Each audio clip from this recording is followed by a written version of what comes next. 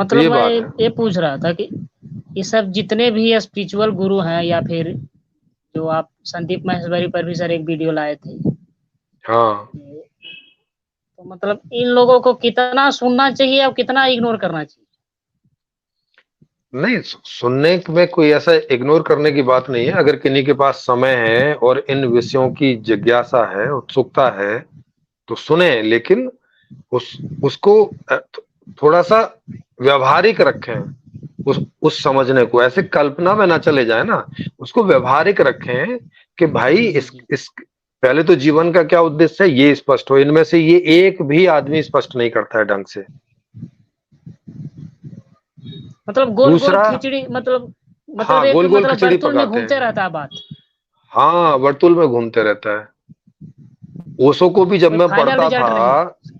ना कोई final result नहीं है। ओशो को भी जब मैं पढ़ता था तो मैंने कम से कम 40 से भी ज्यादा किताब पढ़ ली थी, और वर्तुल में ही घूम रही थी हर बात।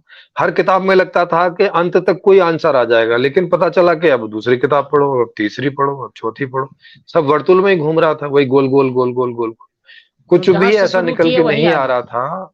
हाँ, वो ऐसा ही था कि जहां से शुरू किए वहीं वहीं पे हम खड़े हैं, और वहीं पे बस एक कल्पना लोक में घूम के, जैसे एक उपन्यास पढ़ते हैं ना, एक उपन्यास में जी पूरी जी। कहानी को हम पढ़ जाते हैं, लेकिन हम तो वहीं होते हैं जहां थे।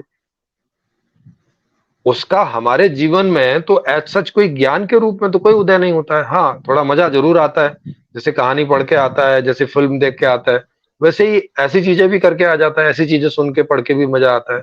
तो मजे तक तो ठीक है, मानसिक स्तर पर। लेकिन हाँ, मानसिक स्तर पर इसका वास्तव में कोई उपयोग है ऐसा करके तो दिखता नहीं। जैसे उपन्यास पढ़ने का वास्तव में कोई उपयोग थोड़ा ही है ना। जी जी। भाई जैसे थोड़ा उपन्यास में सोचने लिखा समझने है का कि, स्किल थोड़ा बेहतर हो जाता है। हाँ, वो हो जाता है। भाषागत जो है उसका लाभ मिलता है कि आप जितना पढ़ोगे सुनोगे तो आपकी वोकेबुलरी बनेगी। आप उन शब्दों से आपको समझने का सार बनेगा, आपकी इसमें हैबिट बनेगी कि आसानी से जल्दी से बोल सकोगे, जल्दी से दूसरे को समझ सकोगे, ये स्किल पैदा होता है। तो ये तो कुछ भी, कोई भी चीज की, मतलब कोई भी फील्ड की के बारे में आप पढ़ोगे सुनोगे तो उस बारे में हमारी ये फैकल्टी पैदा होती है हमारे अंदर। चाहे फिजिक्स पढ़ो तो उससे संबंधित वोकेबुलरी, उससे संबंधित समझ पैदा होने लगती है। केमिस्ट्री पढ़ो, माने जिसमें भी हमारी रुचि है, तो हम कुछ भी करें, बाहर का कुछ पढ़ें या अपने अंदर का कुछ समझें, तो वो बात है, उस तरह की मदद मिलती है।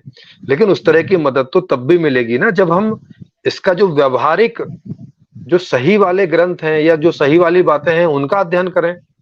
ये फैकल्टी तो वहां भी पैदा होगी। इसमें अलग से टाइम खराब करने की क्या जरूरत है।